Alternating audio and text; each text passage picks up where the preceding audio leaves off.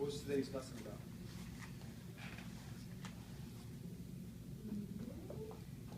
Memory. Okay, yes. What's that? Doing big combos, okay.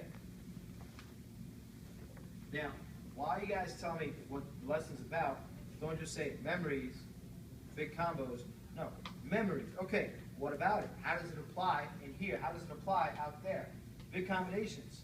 How does it apply in here? How does it apply out there? I need to know the application. What are you guys pulling from what we're teaching? Okay? Memories. Okay. Give it to me. What? What about it?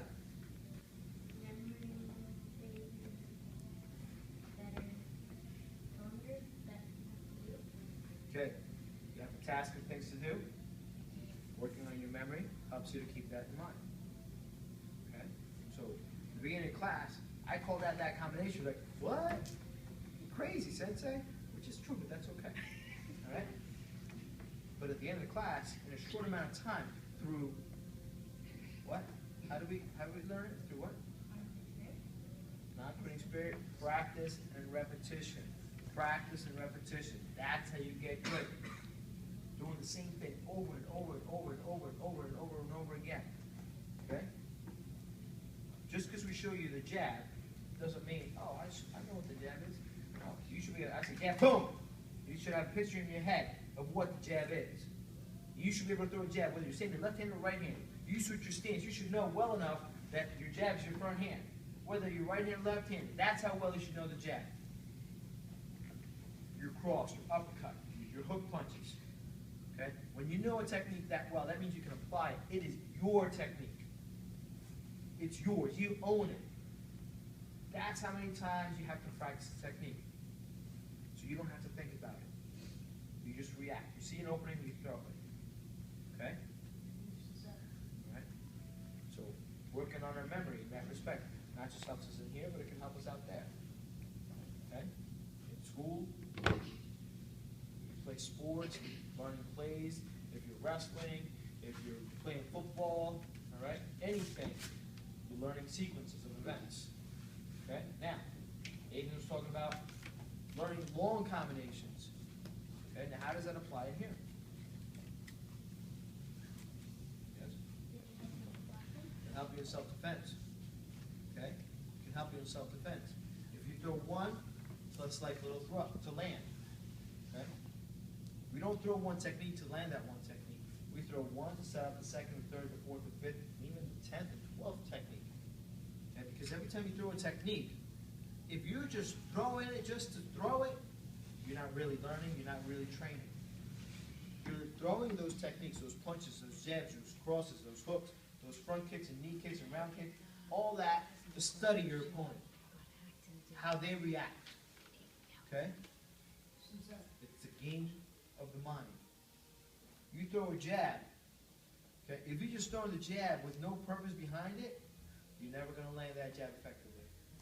You have to have an end goal as to what you want, why you're throwing that jab. You're throwing the jab to see how they react, to see where their openings are. You throw the jab. As they start to react, then you start to see, okay, they throw a jab, I throw a double jab, they react, okay, there's my opening, jab, jab, there's my cross, okay?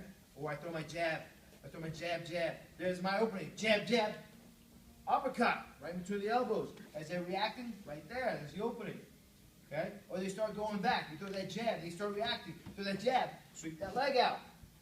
Study your opponent. Put combinations together, long strings combination. It's never their turn.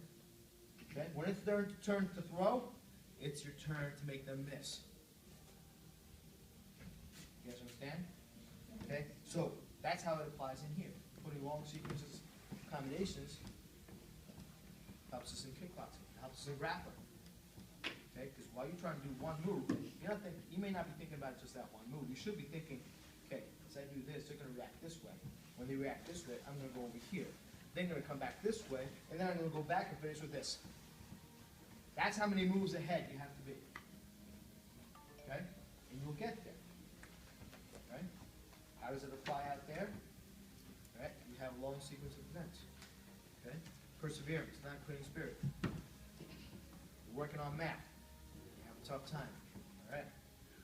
You do the same problem, do it again, and you do it again, and you do it again, and again, and again, and again, until finally, it clicks.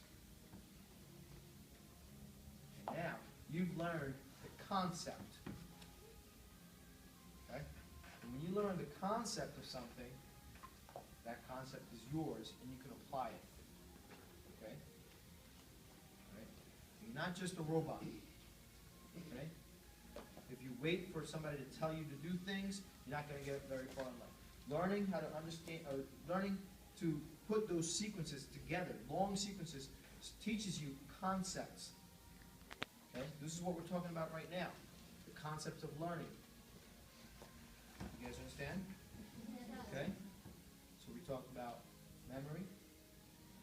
We talked about putting long sequences together. We talked about how it applies in here, how it applies out there.